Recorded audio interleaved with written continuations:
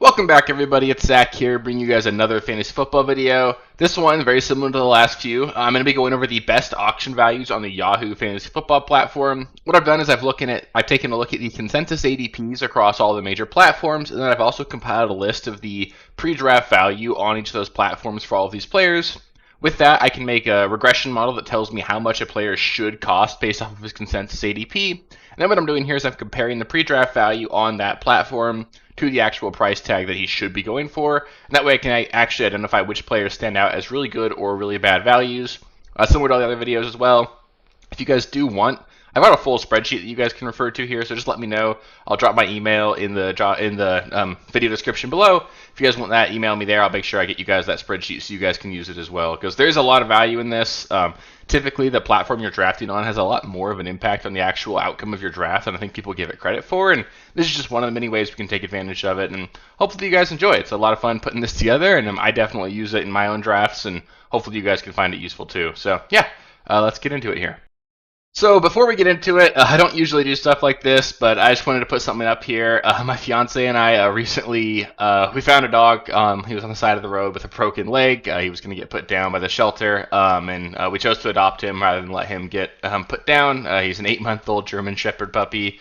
We've adopted him. It sounds like he's going to need the leg amputated on that back left leg, so he's going to be a 3-legged dog. But he's going to live a really happy, healthy life, and there's just going to be a lot of medical expenses associated with that. We've set up a GoFundMe to help save him, and if you guys want to support me at all over the course of the season, I think the best way to do that would be just to help me out with the donation there. I'm a big softie for dogs, and I couldn't help but save this guy. He's 8 months old, didn't deserve to get put down just because he has a broken leg. So if you want to help me out there, I would greatly appreciate it. Totally optional. It's probably the only time I've asked for money at all during this at all. So if you guys want to, I'd love the support. We're going to save his life, and if you want to help support that, that'd be super appreciated. So yeah, appreciate you guys, and yeah, let's get into the video. Don't want to waste your guys' time. So back to football here.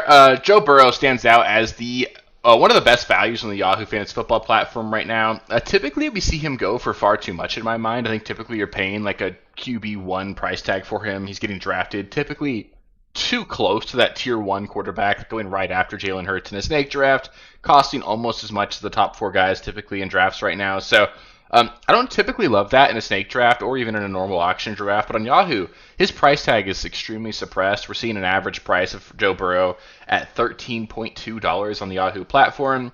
On both ESPN and Sleeper, he costs you $25, so basically half off on Yahoo. Based off of his consensus ADP, you should be spending roughly $23.50 there, so you're getting him about $10 off. We know the ceiling's there. I think if you want to draft Joe Burrow, doing it in an auction draft on Yahoo makes a lot of sense. I'm definitely willing to do that this year. Next up, we've got Tyreek Hill, who also stands out as a great value on Yahoo. He actually comes in as the best value at the wide receiver position on the platform. Of course, he's an incredibly risky pick. We sort of saw him seem to fall off a little bit at the end of last season, and really all of last year, right? And typically it's scary when you see an older player have a down season. It's typically an indicator that they've sort of lost it a little bit, but we do at least have some room to make excuses for him. You had the injury to Tua. He himself was dealing with severe wrist injuries, so maybe that was, making it difficult for him to get out of breaks, get out of jammed press coverage. So it's possible the wrist injury was a problem, and if you want to bet on that being back to where it should be this year and Tua playing a full season, there's a chance that Tyreek Hill could go out there and be the wide receiver 1 again this season. By ADP, you should be spending roughly $27 on Tyreek Hill, so that's about the fair cost.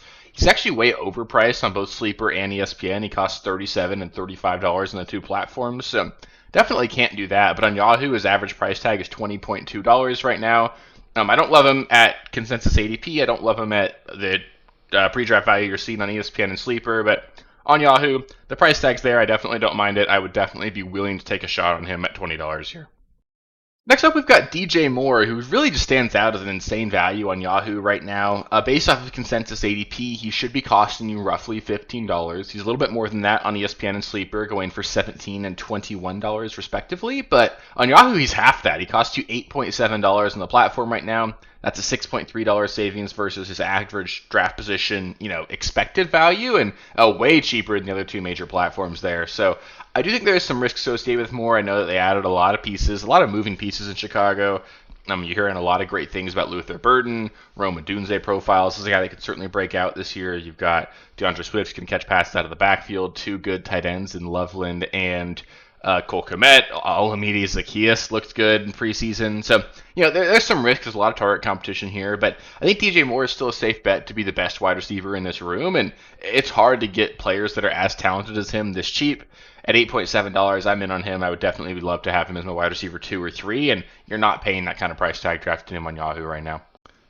Next up, we've got the best value at the running back position on Yahoo, and that stands out as De'Von Achane, costing an average of $43.1 in the platform versus an expected cost of $49. So roughly a $6 savings there, nothing crazy, but there is obvious injury risk associated with him. We know he's dealing with that soft tissue injury. It sounds like it's a calf injury, which is certainly concerning.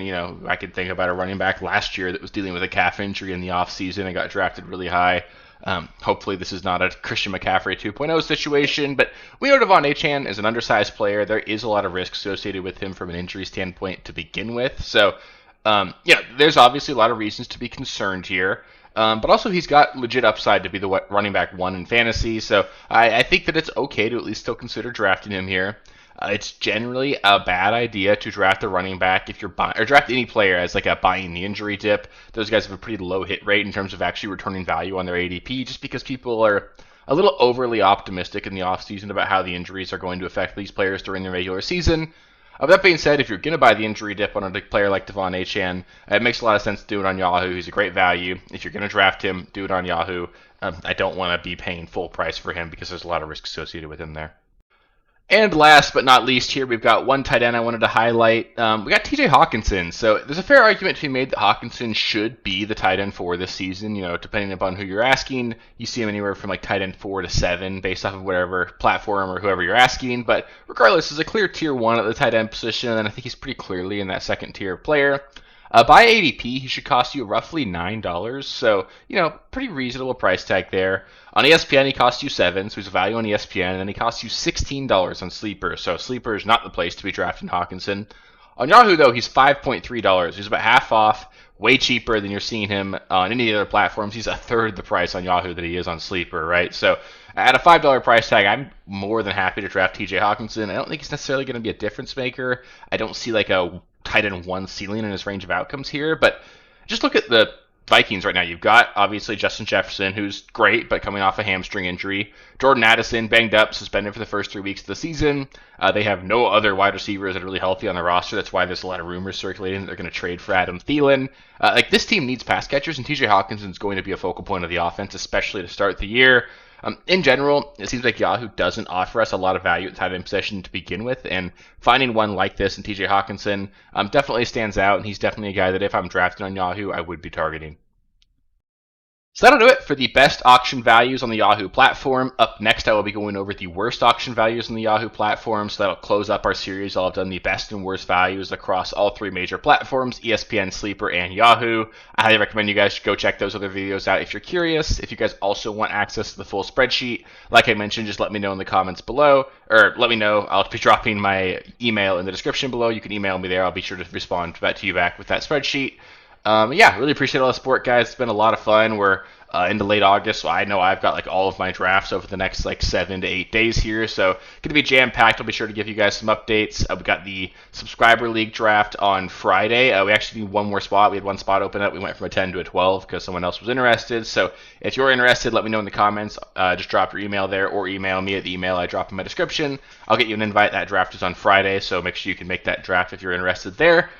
It should be a lot of fun. I really appreciate you guys. If you guys haven't already, make sure you subscribe to the channel. There's going to continue to be 3+ videos every single week over the course of the entire regular season. I'll be here all year long to help you guys win your leagues, and it should be a lot of fun together. So I appreciate you guys. I'll catch you guys with the next one, and if you haven't already, give it a thumbs up. Peace, guys. Thank you guys for watching. If you haven't already, please be sure to subscribe to the channel, like the video, check out these other videos here if you haven't. If you want more content, please feel free to follow me on Twitter at RealSteelFFB. I'll be more active on there as the season goes on. Thanks. Catch you later.